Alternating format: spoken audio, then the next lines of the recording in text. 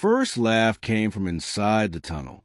Not loud, not joyful, not human.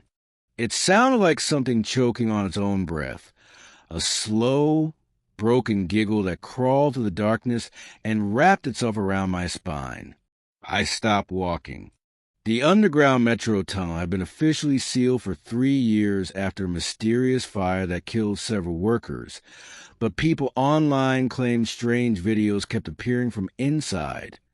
Recordings of balloons floating, of whispers calling people by name, of silhouettes standing on tracks that no longer carried trains.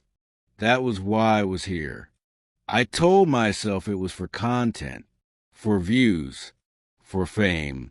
But standing inside that silent tunnel at 2:14 a.m., with nothing but my flashlight and my phone camera, I realized I had made a terrible mistake. My light revealed graffiti smeared across the concrete walls.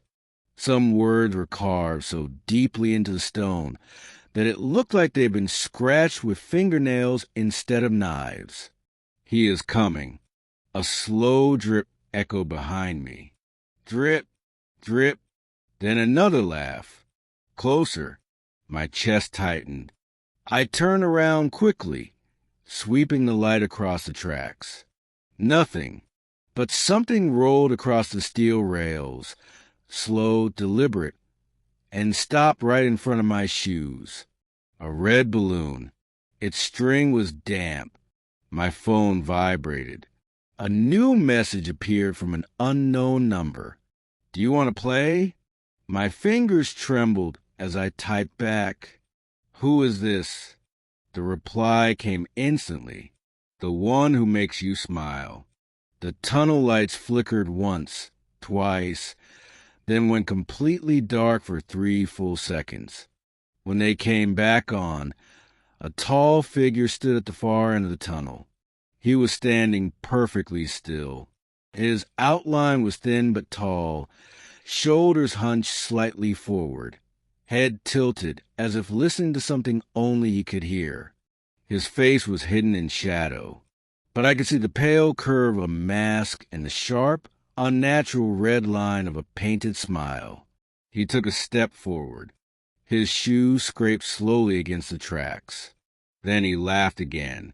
"Wet, broken, hungry. Why are you here?" he whispered. His voice echoed inside my skull rather than the tunnel. My legs wouldn't move. He tilted his head slowly to the side.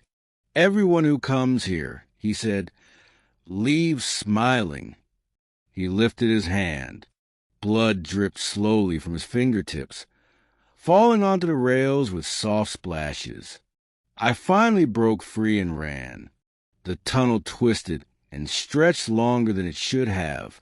Every turn looked identical. The walls seemed to breathe slightly, rising and falling as if the entire underground structure was alive. I heard footsteps behind me, slow but steady.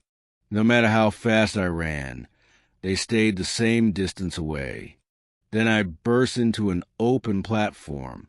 The abandoned metro station looked frozen in time.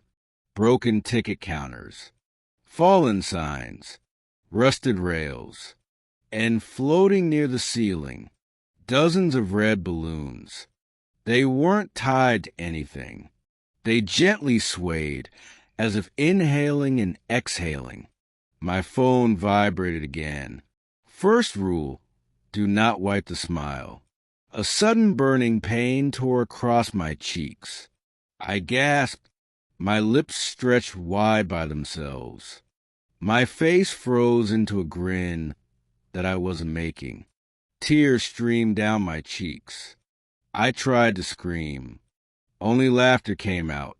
The laughing man stepped into the station. Now I could see him clearly. His white mask was cracked. The painted red lips were chipped and smeared like dried blood. His eyes were black hollows that reflected no light at all. His hair was streaked with burned patches of bright, unnatural colors. Pink, green, blue, as if someone had tried to repaint him after he was already dead. He carried a small rusted knife. Fresh blood dripped from its edge. "You look beautiful," he whispered. He slowly began to walk in a circle around me. "You came here for fear," he said. "I give people what they ask for." The balloons began to pop. Pop.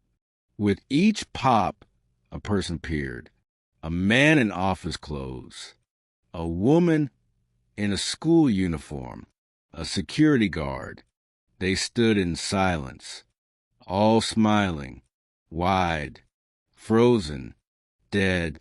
He stopped in front of me. "Second rule," he whispered into my ear. "You must make someone else smile." The lights went out. Hands grabbed my arms. Cold. Too many. I was dragged into darkness. When the lights returned, I was standing at the station entrance.